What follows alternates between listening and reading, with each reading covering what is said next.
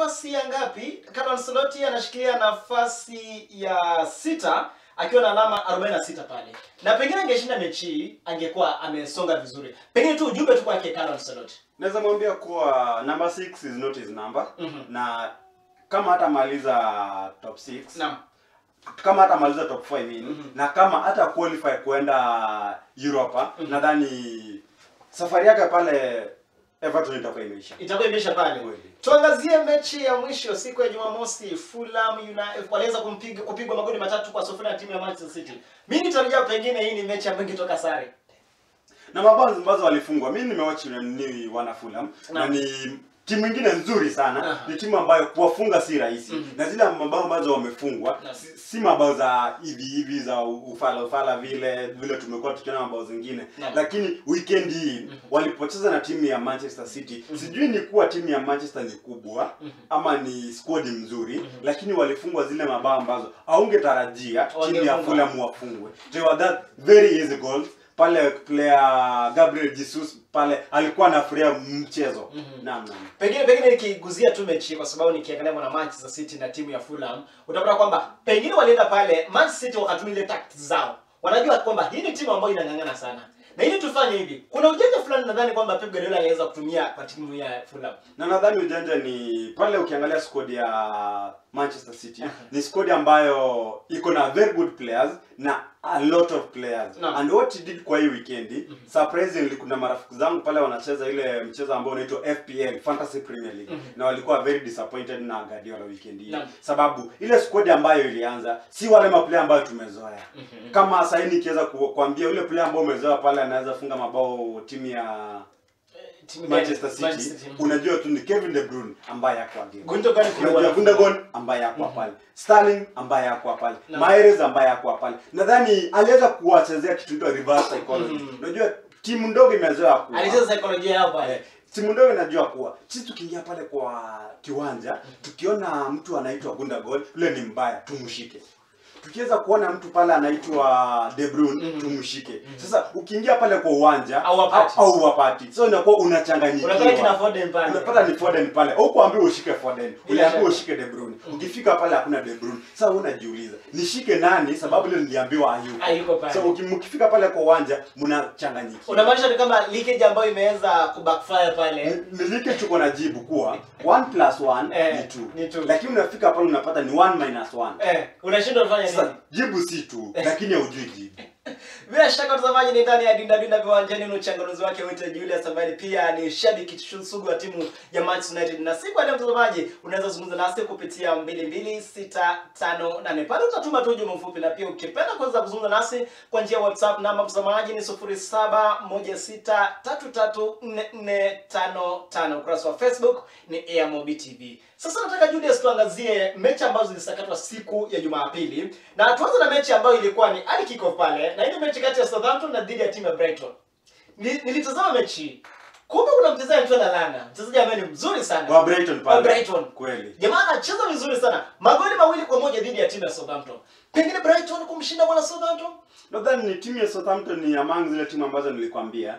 Sasa hivi mahali ambapo wamefika wanajiambia kimoyo. Is there a way ligi hii inaweza kuwa tu iishe ianza fresh. Ni timu ambayo imepoteza mwelekeo pamoja wakiwa na timu ya Liverpool. Ni timu ambazo sasa hivi hawajui nini inaendelea. Wanataka wajipange tena. Hawajui kama football inakuanga. Wanasikianga tu weekend imefika tunafaa kucheza. Wanaulizwa tuko nyumbani ama tunaenda. Hawajui nini ambayo inaendelea. So ni timu ambazo tunaangoja zinapigwa left, right and center. Na pengine kwa sababu Brighton katika dakika za mwisho walionekana pia kuweza kuhakikisha kwamba wanashika safu ya ulinzi sana. Ukiangalia na Southampton hakujua kwamba alikuja kurealize kwamba ashafungwa dakika za mwisho. Kwa sababu nilikuwa naona wanakimbia sana dakika za mwisho ili kuhakikisha kwamba wanarudisha ile magoli pale. Angalau kuweza kupata sare pale. Pengine ni wapi ambapo wanakosea? Ni kujisahau ama ni nini upande wa timu ya Southampton? Nadhani ni timu ambayo kuna wakati walikuwa na good form. Kuna wakati tuliona wakiwa number 1. Si weekend moja, si weekend mbili. Weekends kadhaa tuliweza kuona wako number 1 pale. So walipotolewa pale hawakuwa na any plans. Unajua ukiingia hata nyumbani pale unajua niko na plans, niingie nioge, nikimaliza kuoga nikapike, nikipika niingie nikalale. ukifika kwa nyuma unapata kuwa hakuna maji.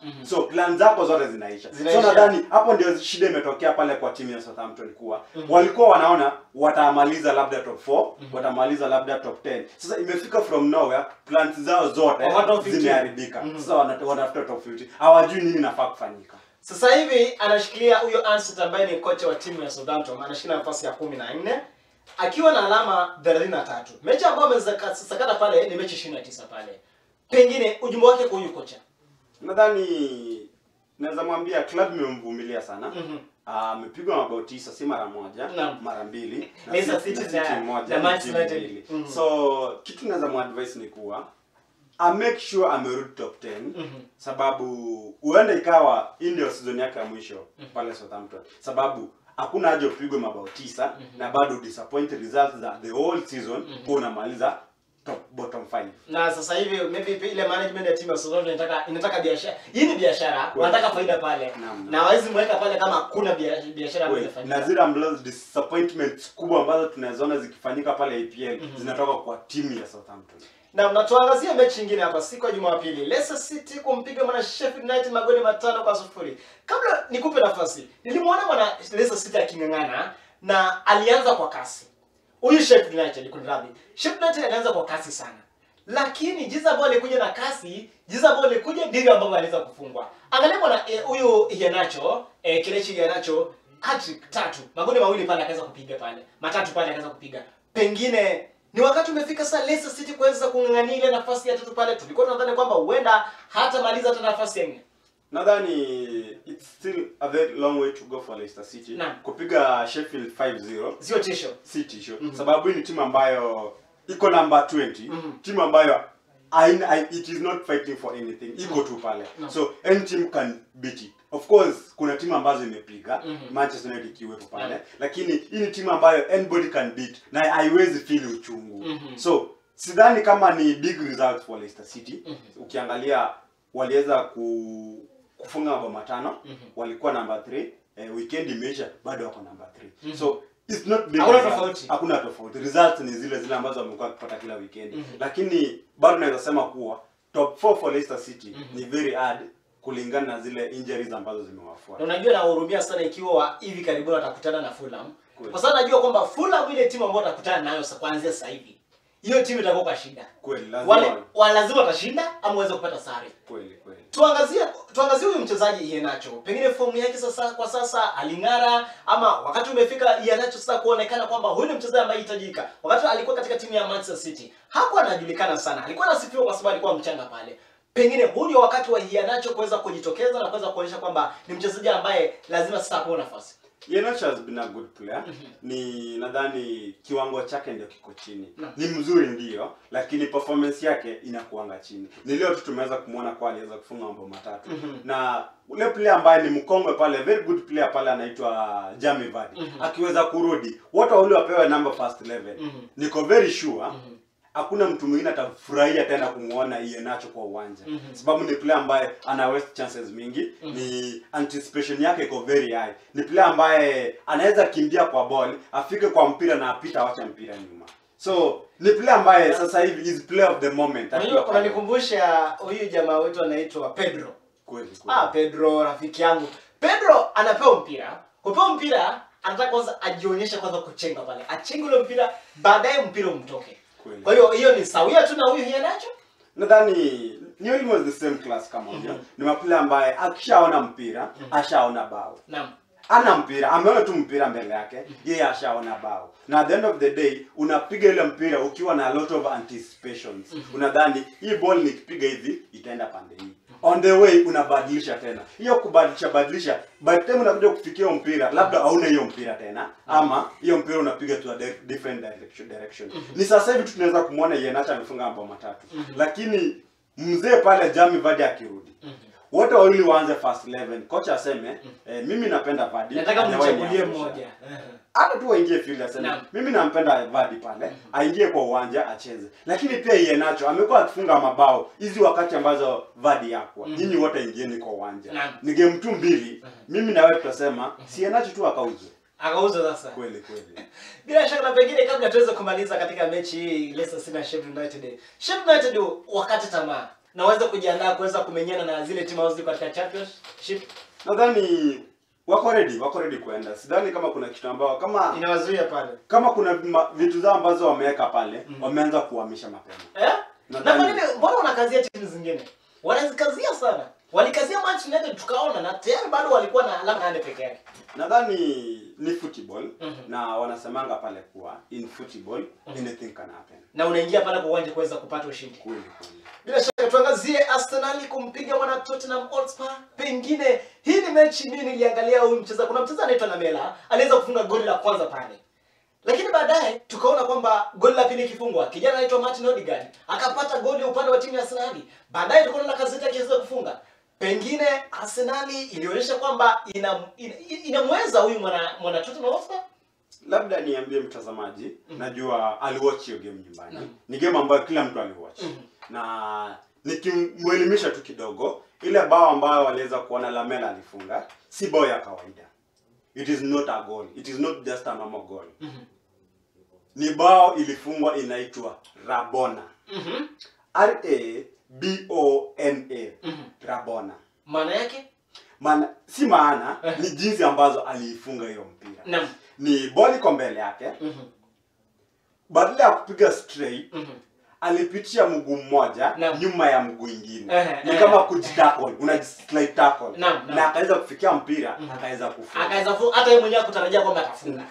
Kunitarajia ni unajua wale nini South Americans wanajua hizo mabao sana. Tumeona Messi akifunga si moja, tumeona Neymar akifunga si moja. Na player ambaye amezoea kufunga hizo sana ni Angel Di Maria.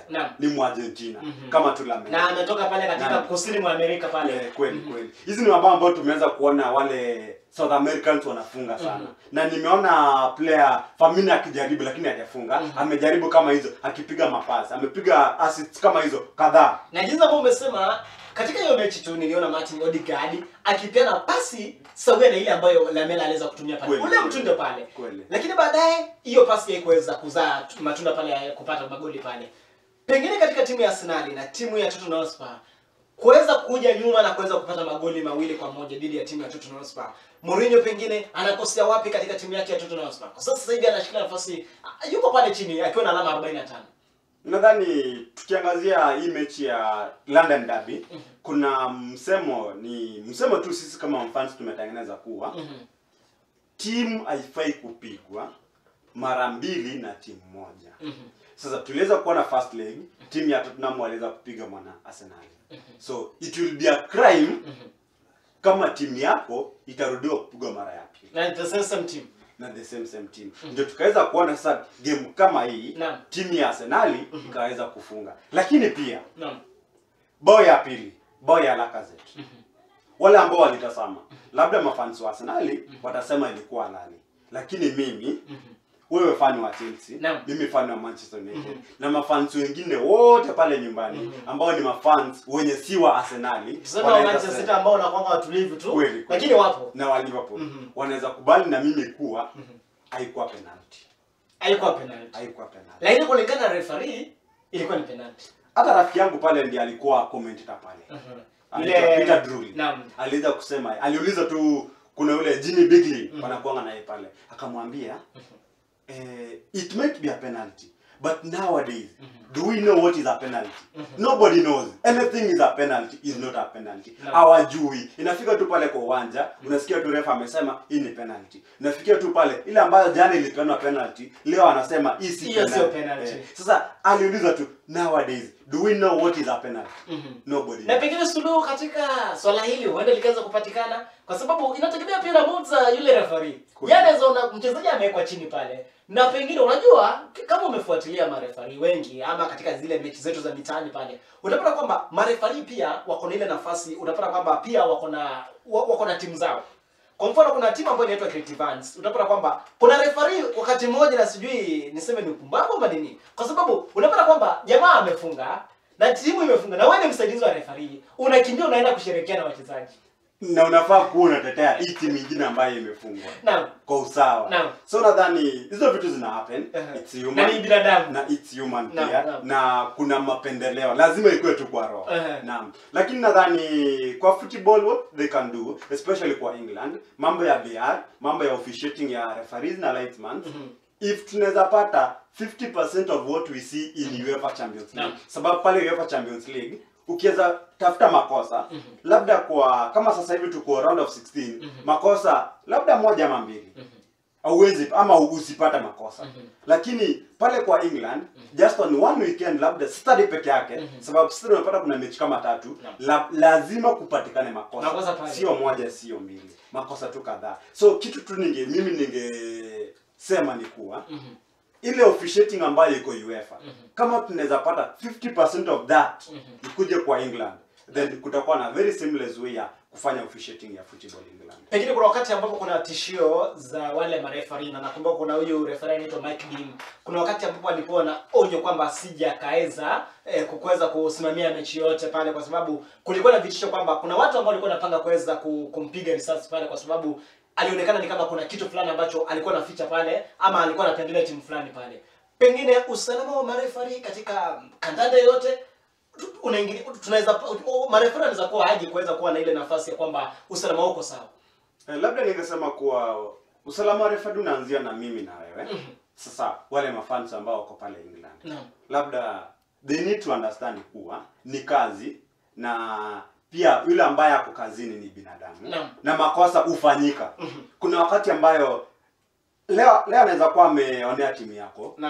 Game moja ya pili ya nne atakuwa kwa timu yako na ataitetea. Na ni kitu ambacho pia wewe mwenyewe unaweza ona kuwa hii nayo amekutetea kwa kupenda. So it is football, it is human and the human is to err.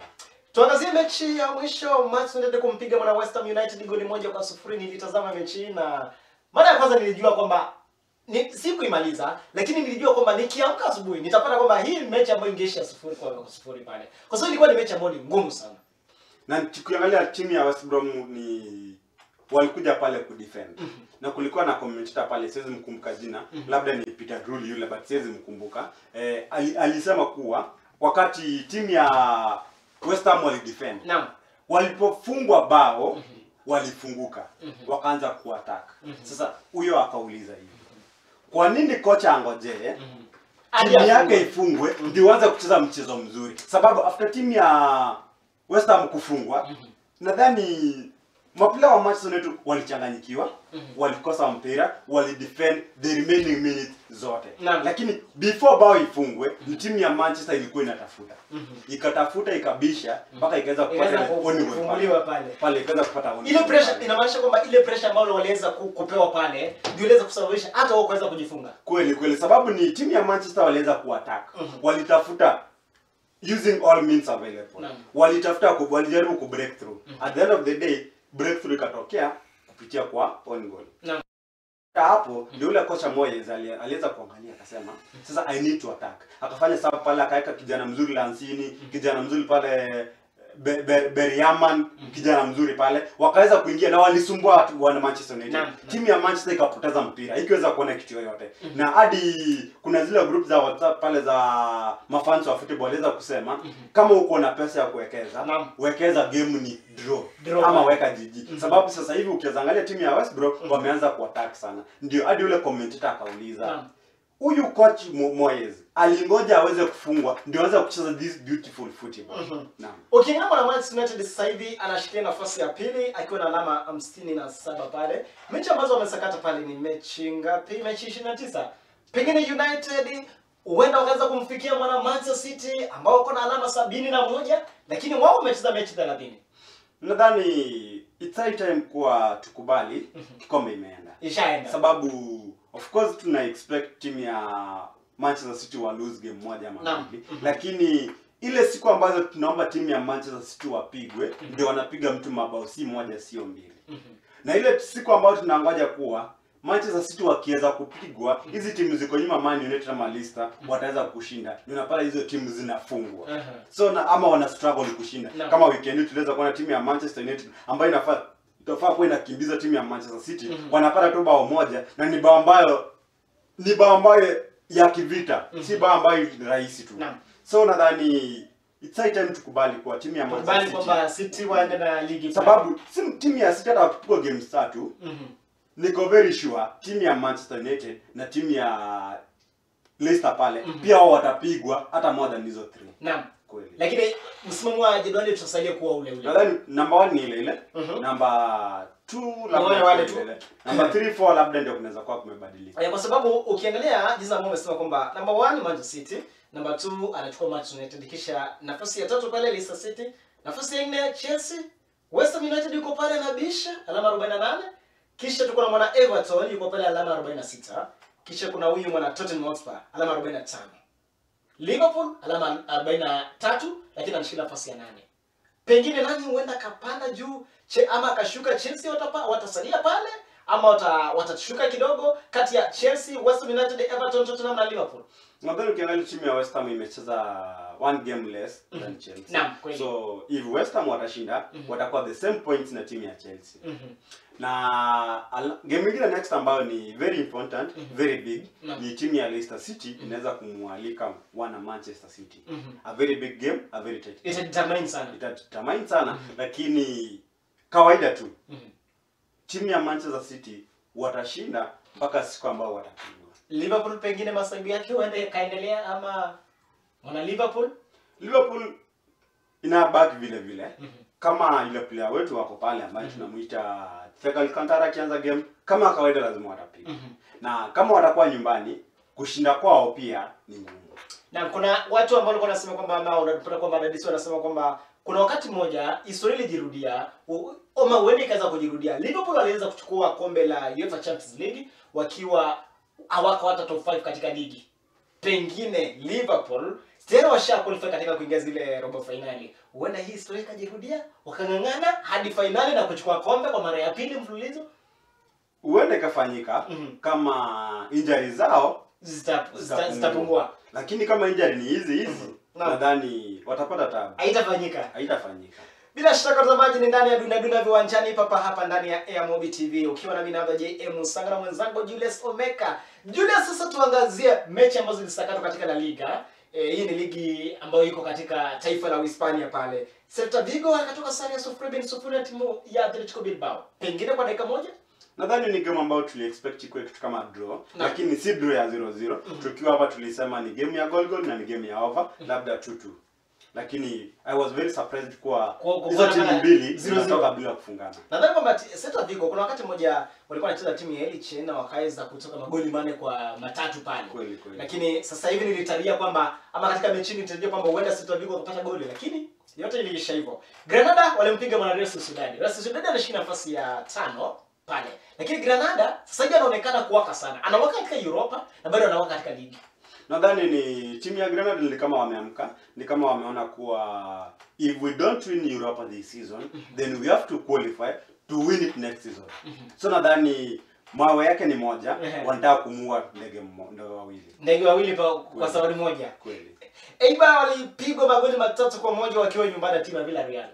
Na timu ya Villarreal si timu ndogo, ni timu ambayo tumeweza kuona iko wakati ambao nilishabikia sana, waliweza kupata timu yao first 11 iliweza kupata injury wote, wakakuwa relegated. Hawakuuza player hata mmoja. Wakaenda pale ligi yao ya pili, wakacheza msimu mzima na wakarudi, wakaingia top 4 na wakaanza kucheza Champions League the following season. So si timu chache, si timu iko chini. So tuli expect kitu kama hiyo. Villarreal ndio wako na huyu kocha anaitwa Unai Emery. Nadhani ni yes. Na anafanya vyema, alikuwa anafanya vyema katika timu ya Arsenal, lakini wakati huo kuna watu walikuwa wanasema kwamba yeye kazi yake ilikuwa ni kwenda pale kwa media pale. Akina pale kuna salamu fulani alikuwa anaanza tu. Unai Emery. Yaani unapata kwamba kuna kitu fulani alikuwa anaanza tu kwa ile media. Unapata kwamba hata wakiweka zile microphones pale, kitu ya kwanza Unai Emery kuna kitu ambacho alikuwa anasema tu. Na mashabiki kwanza wakati ambapo walianza kutoka katika timu ya Arsenal, walianza kutengeneza kuna mwanamuziki ambaye alitoa wimbo akiweza kumkejeli sana huyu Unai Emery, lakini tunasema kwamba kongole pia kwa kuweza kufanya vyema katika timu ya Villarreal. Tuangazie mechi nyingine hapa, na hii ni mechi ambayo hizi ni mechi ambazo zilisakatwa siku ya Jumapili. Timu ya Sevilla walimpiga mwana Real Betis magoli 1-0. Na ni kitu ambacho tuli expect sababu timu ya Sevilla si timu ndogo. Na walikuwa wametoka katika UEFA. Walikuwa wametoka UEFA, so ni high time waanze kutafuta namba yao ya kurudi tena kwa hiyo mchezo wa UEFA. Na nadhani mabao 1-0 ni kidogo. Ni kidogo kwa Sevilla. Kwa timu ya Sevilla. Naam. Tuangazie mechi zingine. Alaves wakatoka sare ya goli moja dhidi ya timu ya Cadiz. Na ni kitu ambacho tuliangalia na hapa ndio kasema ni game ya draw. Na iliweza kutoka. Na ikatoka draw. Alaves wanashikilia nafasi ya mwisho kabisa. Kweli. Hao watashushwa ngazi ama waenda wakangana? Sijafuatilia zile timu ambazo zina struggle pale kwa ligi ya La Liga, lakini sasa hivi ligi yote ambayo iko pale, zile timu ambazo ziko bottom 3 zote zimequalify kwa relegated, labda tu ni moja inaweza toka. Lakini zile ambazo ziko juu yake pia hazitaki kujipata pale chini. Sasa ile ambayo inashinda nafasi ya 17 pale. Haiwezi kuwa inataka kushuka tena. Naam. Tuangazie mechi nyingine. Real Madrid kumpiga mwana Elche magoli 2-1. Najua ni kama ambao niliangalia pale kwa live score. Kuangalia nikaona timu ya Elche ikiweza kufunga bao ya kwanza, nikashtuka. Na nilipoangalia pale, nikarudi tena kuangalia kwa live score, nikapata game imekuwa 1-1. Tukakuwa 1-1, kidogo tena ikakuwa 2-1. 2-1 sijui vile ilifanyika, bao ikatolewa. Mimi nikasema hapa ile imekuwa ngumu kwa timu ya Real Madrid. Nikazima data zangu nikaenda. Kurudi baadaye kuangalia kumbe timu ya Real waliweza tena kurudisha bao nyingine. Sasa ikaweza kuisha 2-1. Wakaweza kushinda 2-1. Nadhani ni game ambao wali struggle. Ilikuwa ngumu. Ilikuwa game. So hata wakati ambao nilikuwa nasema kwamba waliweza kutoka magoli 4-3 dhidi ya timu ya Celta Vigo, walingangana sana kuweza kupata ile magoli. Celta Vigo akifunga, unapata kwamba pia Elche wanafunga pale. Na ni mechi ambayo tunasema kwamba katika kandanda lazima kuwe na ule ushindani pale. Tuangazie mechi nyingine. Osasuna 0-0 dhidi ya timu ya Real Valladolid. Nadhani ni kitu pia tuli expect kuwa na draw, na nadhani ni one of zile games nilielezea kwa itatoka draw. Naam. Getafe timu ya Atletico Madrid pale. Madrid wanaonekana kulemewa na kuweza kuachilia kombe kwanza kwenda. Although sasa hivi wanashikilia nafasi ya kwanza. Nilikuelezea kwa timu ya Atletico ni timu ambayo sasa iko hivi, iko kwa ile mteremko inashuka. Na kama kuna uwezo, kama kuna mtu ako na ndoo pale, aweze kuingojea chini, aishikilie isianguke chini kabisa. Sababu ni timu ambayo tangu walipopigwa na timu ya Chelsea goli 1-0. Goli 1-0. Tangu hiyo siku sidhani kama wameshinda game hata moja. Imekuwa ngumu sana kwa. Ni sare tu na kupigwa. Kweli kweli.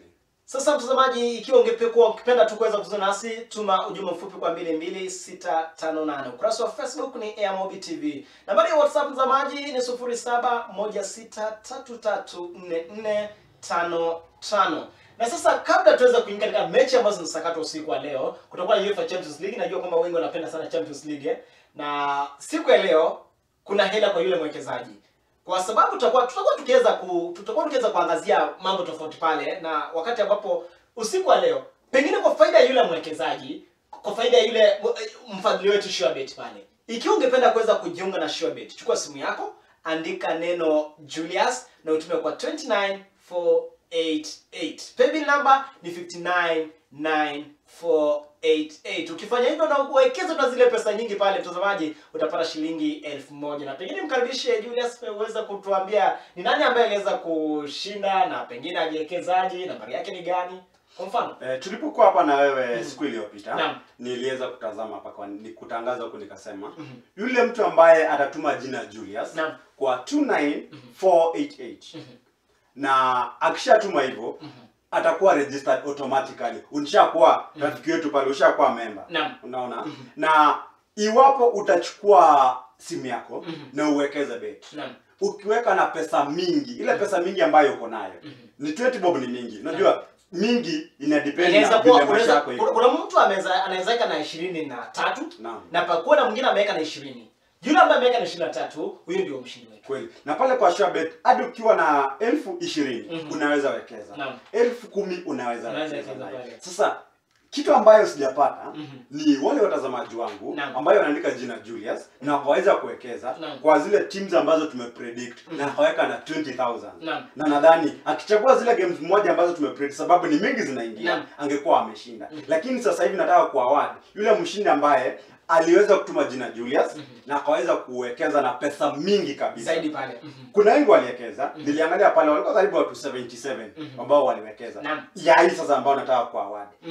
Ni shabiki mgeni ambaye ameingia pale kwa website yetu akatuma jina Julius kwa 29488. Na sasa nikiweza kuangalia hapa kidogo ni huyu namba yake ni 0724 Ezekiel John.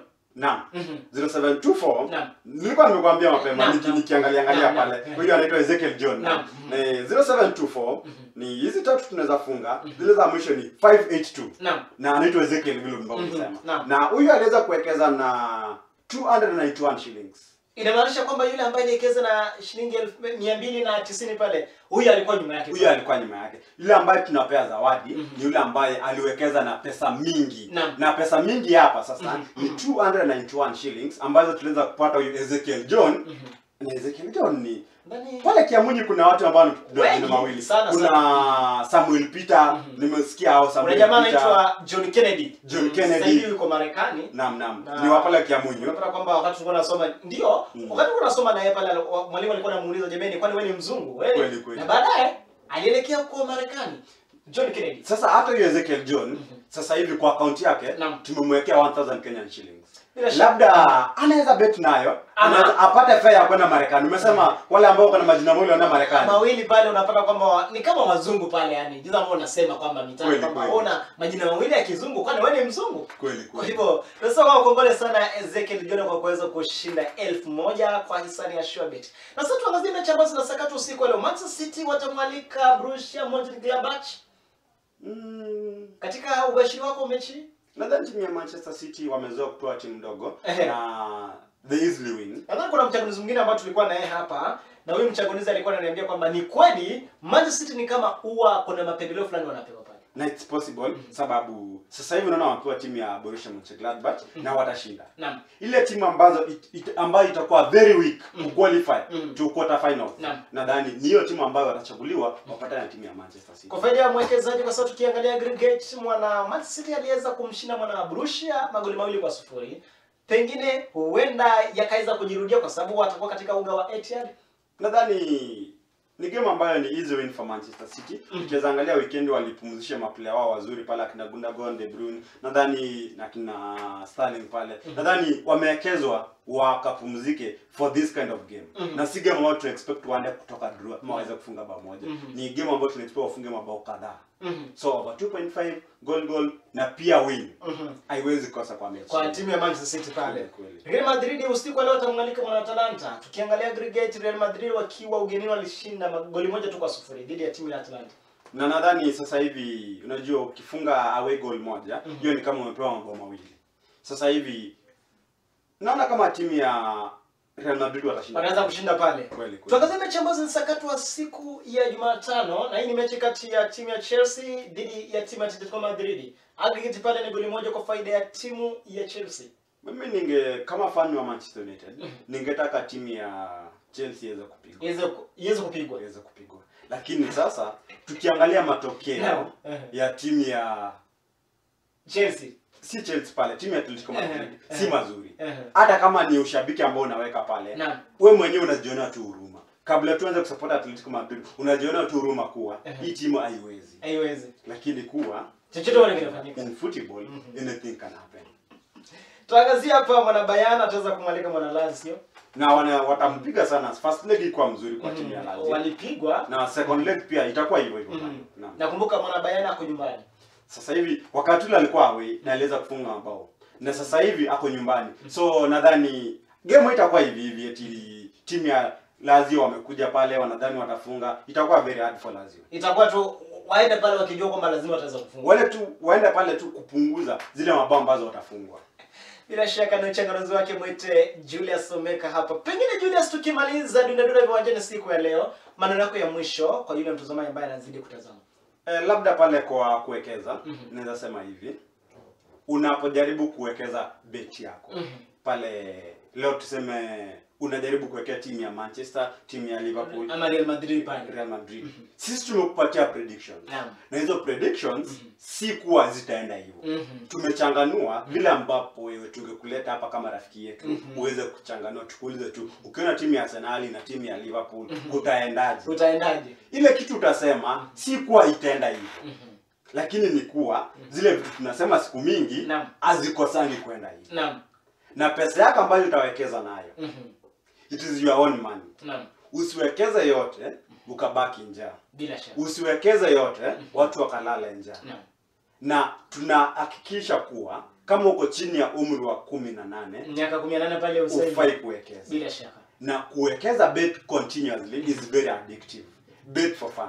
Naam, na ndio tunasema kwamba ubashiri ambao tunapeana hapa ni ubashiri tu. Kwa hivyo hata wewe mtazamaji pale, kuna ubashiri ambao unaweza toa na pia sisi tuufuate pale. Na kama sasa hivi Julius, shule zinafungwa, na wakati shule zinafungwa, tafadhali tunaomba, tafadhali, hata kama wanafunzi, kuna wale wanafunzi kuna simu, tafadhali usiwekeze mwanafunzi, kwa sababu wakati mwingine unaweza pewa karo ya shule, unaweza pewa pesa ununue viatu pale, ama ununue uniform pale, lakini baadaye unapata kwamba unaenda unawekeza pale zile pesa pale. Jameni, wanafunzi msije mkaekeza. Kila ambacho tunafanya ni kuweza kufanya ile kazi ya ziada ambayo wamepewa, na waachane na kuwekeza. Kuwekeza ni kwa watu ambao wako zaidi ya miaka 18 pale. Tunasema shukrani sana mtazamaji kwa kuweza kutazama Dunda Dunda Viwanjani papa hapa ndani ya AMOB TV. Umekuwa nami na JM Musango na mwenzangu Julius Omeka. Hadi siku nyingine, kwaheri kwa sasa.